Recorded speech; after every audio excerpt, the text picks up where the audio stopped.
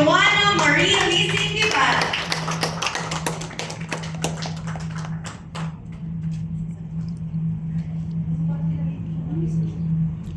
Hello po, good morning po sa ating tindahan.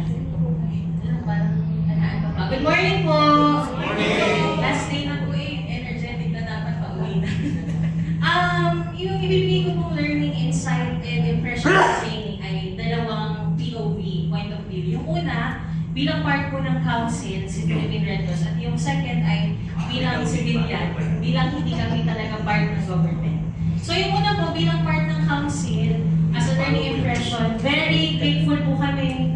Thank you po sa local government na nasa Pinas. Talagang sinasama nila si Red Cross sa mga activities. Kasi yung aming pong office ay nasa munisipyo.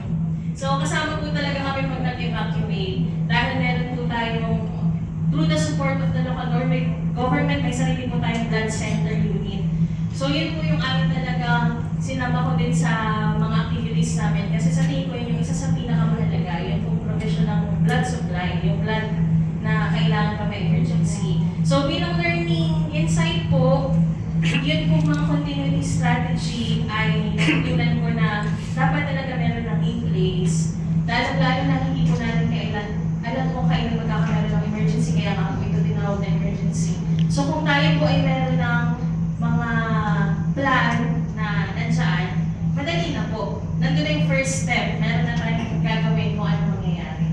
And aside from that, ano ba?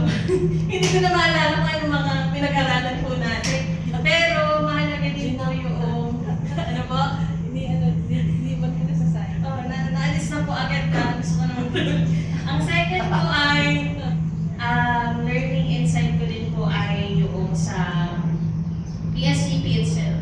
So, nagtatanong ako sa office namin, meron na tayong continuity plan. Kasi pag nga po, halimbawa, nagkasunog, bubuhatin natin yung mga kung ano-ano.